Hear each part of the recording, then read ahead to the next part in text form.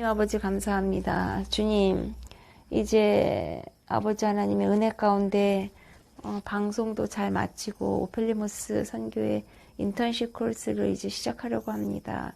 2월 첫째 주부터 하려고 하는데요. 주님, 하나님께서 함께 하셔서 주님이 아버지 가르쳐 주시고 교수가 되어 주시고 우리의 선생이 되어 주시고 우리의 의사가 되어 주시고 우리의 모든 왕이 되어 주셔서 통치하시고 가르치시고 돌봐주시길 간구합니다.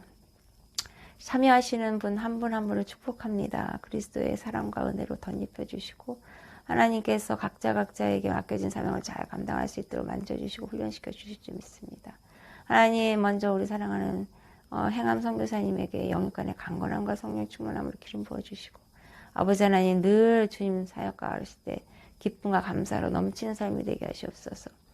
하나님 아버지, 이제 커리큘럼 중에서 첫 번째 아버지 하나님, 하나님께서 알려주시고 우리에게 가르쳐주시고 싶은 것을 잘 깨달아 할 수 있게 지혜 주시기 기도합니다. 먼저 아버지 하나님, 하나님과 예수님과 성령님에 대해서 알기 원합니다. 함께 해주시옵소서.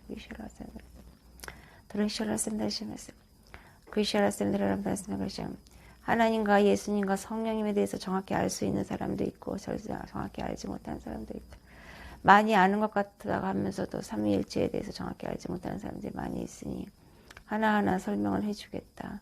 먼저 하나님에 대해서 이야기해주겠다. 하나님은 너희들이 알다시피 창세기 1장에 나오는 거죠. 창원지를 창조한 하나님으로서 모든 만물이 그 히브리서에 나온 것처럼 하나도 그 외에 하나님의 즉 내가 만들지 않은 것은 없다. 다 모든 것이 내가 일일이 만든 것이니 그렇게 알았으면 좋겠다. 그것은 무엇을 말하냐면 너희들을 창조하는 것은 바로 나고 그 창조주 아버지가 하나님이 만들었다는 것을 잊지 말아라. 그러니까 모든 것의 근원은 다 나에게 있다는 것을 알아야 되겠다. 그러니 너희들이 만약에 나무라고 생각한다면 그 뿌리가 터가 어디가 되어야 되겠는지 알 것이다. 바로 나 여호와 하나님을 잊지 말아라. 그래서 그것을 꼭 알아야 되고 그 다음에 이제 또 창조주 하나님은 무엇을 하겠느냐. 모든 만물을 만든 사람이 모든 만물을 다 패할 수 있지 않겠느냐. 없앨 수 있지 않겠느냐.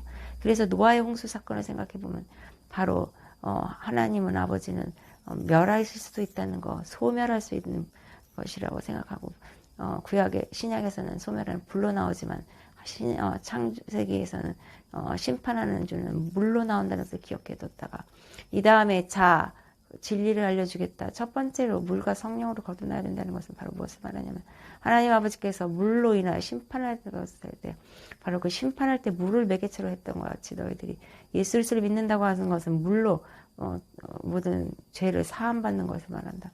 그렇게 했는데 노아의 홍수 때 바로 그렇게 물로 한마디로 물로 다 너희들이 죽고 새롭게 다시 백성들이 태어났지.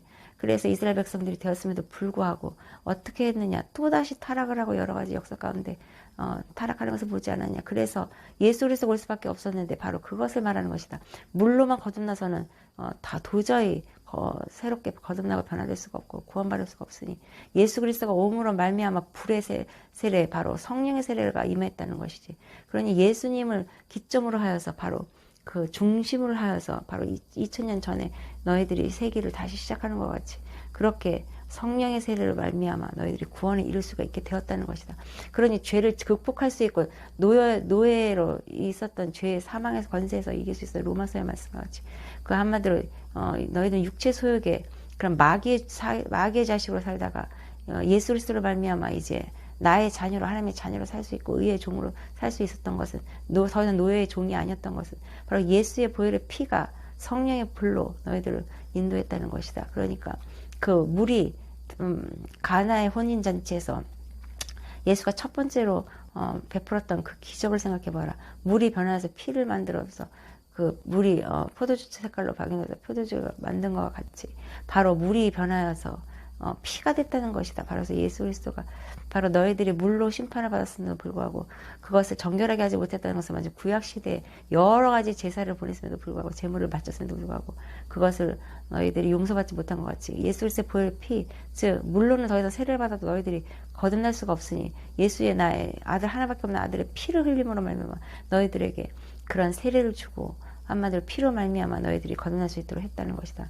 그렇게 생각을 꼭 했으면 좋겠다. 그래서 이제 하나님은 아버지는 바로 그렇게 너희들을 창조한 하나님이 미션도 바르고 또 동시에 멸하는 하나님임을 잊지 말아라. 그리고 또 정의로운 하나님이지. 바로 그리고 명령하는 하나님이다. 바로 심판대에서 이렇게 저지하기 전에 너희들에게 무엇을 하고 무엇을 하지 말아야 되는 것을 알려주는 것이 바로 나 여호와 하나님이다. 그래서 내가 너희들에게 십계명을 주지 않았느냐. 무엇을 해야 되는 것을 알려주지 않았느냐. 너희들을 그냥 내버려 두지 않았단 말이지. 에덴 동산에서 있을 때에도 너희들에게 무엇을 하고 무엇을 하지 말라고 했고 선악과는 절대로 먹지 말라고 했는데도 불구하고 너희들이 먹었음에 그래서 죄를 정복하지 못하지 않았느냐. 그와 같이 나는 너희들에게 무엇을 해야 될지 알려주고 하지 말아야 될지 알려주는 것인데 그렇게 유일한 어떻게 보면 너희들에게 그런 율법을 알려주고 그렇게 한 왕의 왕이고 제사장이 제사장이고 또 법관이면 법관인데 너희들이 그것을 무시함으로 말미암아 너희들에게는 이제 정말 정작 너희들에게 뭐 어떻게 하면 해야 되고 어떻게 하면 하지 말아야 되는 것을 알지 못하게 했다는 것이다. 바로 선악과를 따먹었다는 것은 너희들이 어떻게 하면 살아야 될 때 살아갈 때 어떻게 하면 해야 되고 어떻게 하면 하지 말아야 되는 것을 구분을 하지 못하고 하지 말아야 될 것을 하고 해야 될 것을 하지 않는 그런 안타까운 지경에 이르게 된 것이다. 그리고 더 나아가서 내가 해야 되는 판결과 심판을 너희들이 자초하여서 하게 되므로 말미암아 너희들 손에 피를 묻히게 된 것이지. 그래서 그 피가 흘러서 더럽고 추악하게 이 땅을 저주케 하였던 것이다. 그러니 이제 나 여호와 하나님은 정의의 하나님이고 심판하는 하나님을 잊지 말아라. 그래서 나는 그렇게 알파와 오메가인 것이다. 그리고 왜 하나님 아버지가 창세기 처음에 나왔을까 생각해봐라. 예수가 나오지 않고. 그것은 바로 아버지의 주권을 말하며 처음부터 끝까지 통치하고 섭리 가운데 역사한다는 것을 보여주고 있는 것이다. 내가 적기적소에 정말 예수와 성령이 어디에 나와야 되는지 알려주고 있는데 그들이 너희들이 배우기에 삼위일체라고 배웠지만 그것은 너희들이 아마 너희들 자녀들 생각을 하면 다 알 수 있을 것이다. 그렇게 해서 생각하면 되겠다. 자, 그러면 정의의 하나님을 알고 그 다음에 또 어떤 하나님을 볼 수 있느냐? 분노하는 하나님을 볼 수 있지. 그래, 악을 싫어하고 악을 아주 미워하고 악한 사탄을 멸하는 그런 분노의 하나님을 정의로운 분노라고 해야 될 것이다. 그렇게 분노가 있는 것인데 정의가 있는 것은 그 이유가 무엇이냐? 그것은 바로 사랑하는 무엇인가를 지키기 위해서 정의가 있다는 것이다. 만약에 정의가 없다면 어떻게 자유와 권리를 지킬 수가 있겠느냐? 그래서 내가 너희들을 자녀로 삼았을 때에는 너희들에게 법을 주고 또 자유를 모든 그런 것들 권리를 지킬 수 있게 하기 위해서 너희들에게 법도 주고 또 여러 가지 너희들에게 규범도 주며 그렇게 또 하는데 제일 중요한 것은 사랑을 바탕으로 하여서 정의가 실현될 수 있게 한다는 것이다. 그래서 너희들에게 이제 이렇게 나의 하나님이 어떤 사람이고 하나님이 어떤 분인지를 보여주었다. 그래, 그런데 하나님은 신이니 얼굴 형체도 없다고 생각하고 만날 수도 없다고 생각한 것이다. 그래, 왜냐하면 하나님은 무소부지하고 어딘가에 다 있지만 너희들이 아무 데서나 만날 수 있는 존재가 아니라는 것이지. 왜냐하면 너희들은 미개한 피조물이고 나는 위대한 창조주제가 아니겠느냐. 그래서 사실은 객관적으로 생각하고 과학적으로 생각해도 인간과 신이 맞닿아서 연할 수가 없다. 너희들 옛날에 E.T. 영화 보지 않았느냐? E.T. 영화에서 어떠냐? E.T.가 사람 만날 때 얼마나 생소하고 낯설고 위험하냐. 그와 같이 어떻게 인간의 종류가 신의 종류와 만날 수가 있겠느냐. 그런데 그런 것들 하나님의 속성을 보면서 너희들이 얼마나 귀하고 존귀한지를 알았으면 좋겠다. 그래서 그렇게 하나님이라는 것은 그렇게 너희들이 경외해야 되는 존재인 것을 잊지 말아라. 그렇게 말하도록 빛이라고 말했고 말씀이라고 말했으면 잊지 말고 그렇게 생각하면 좋겠다. 그런데 하나님 아버지가 직접 죽으시면 되는데 왜 십자가에 예수 그리스도를 달려 돌아가시겠느냐. 자, 두 번째 예수 그리스도의 이야기를 해보겠다. 그래, 첫 번째 그렇게 하나님 아버지께서 너희들을 돌보고 인도하고 승리도 주고 했는데도 불구하고 자꾸 너희들이 배신하고 세상으로 돌아가고 뒤를 돌아보고 후회했으니 어떻게 하면 좋겠느냐. 그래서 내가 하나밖에 없는 아들을 보낼 수밖에 없었던 것은 나의 정의를 실현하기 위해서는 또 나의 사랑을 베풀기 위해서는 무엇인가 올바르게 행동해야 되는데 올바르게 행동할 수 있는 사람이 어디 있느냐. 아무도 없지 않느냐. 그래, 그것처럼 이제 예수 그리스도가 오면서 말미암아 이제 너희들의 모든 자유를 얻게 되는 것이다. 예수는 하나님의 아들로서 말씀의 육신이 되어서 이 땅에 온 것이고 또 예수는 사랑 자체이며 또 율법 자체이며 그리고 모든 우주 만물의 자체가 되겠다.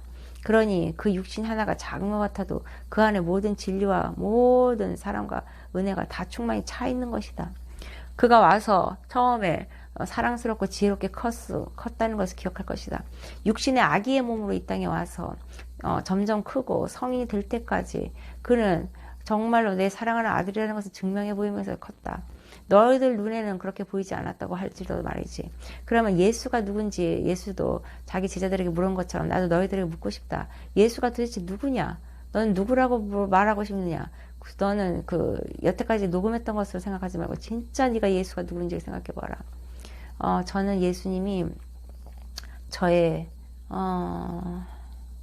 도파민이라고 생각합니다. 저의 전부라고 생각합니다. 저는 정말 예수님을 사랑합니다. 그래, 그렇게 말이지. 예수가 누구신지 무엇인지 생각을 해보라는 말이지. 그렇게 하다 보면은 예수가 했던 일들도 생각하게 될 것이고 예수가 무엇을 강조했는지 어떤 걸 원하는지도 알게 될 것이다. 그래서 그런 것을 통해서 예수가 무엇인지 알아야 되는데, 예수가 무엇인지 가장 성경에는 가르치는 자가 또 치유하는 자, 또 복음 전하는 자, 그렇게 이제 여러 가지로 예수의 역할이 나와 있는데, 가장 중요한 것은 무엇이겠느냐? 예수는 자기 뜻을 버리고 하나님 아버지의 뜻에 순종했다는 것이다. 자기 부인과 순종, 그거 말고는 할 게 뭐가 있냐? 그거 하면 다 포함이 되는 것이지.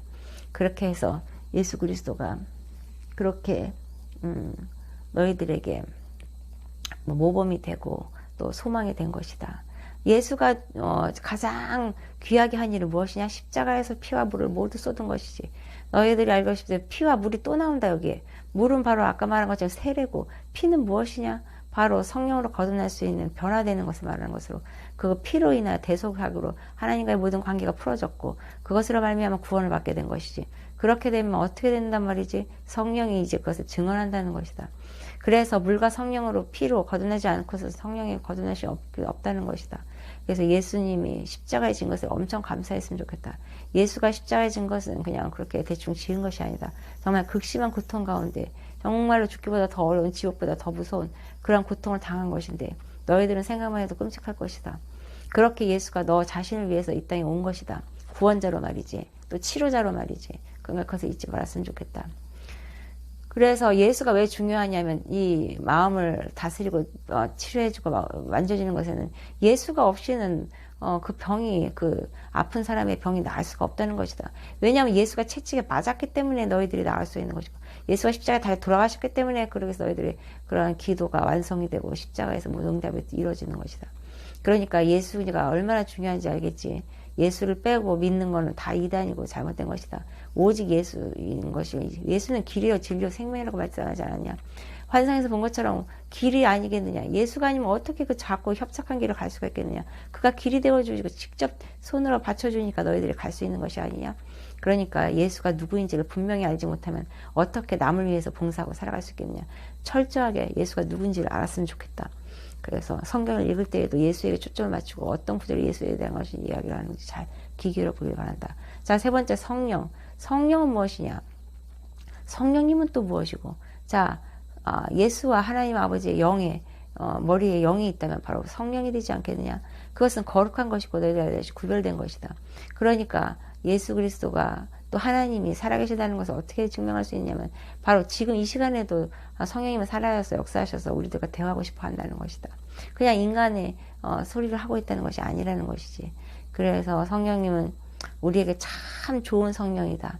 특별히 성령의 아버지 귀한 그런 능력은 무엇이냐면 사랑의 파워인데 끊이지 않는 파워를 이렇게 전할 수 있게 해주는 것이다.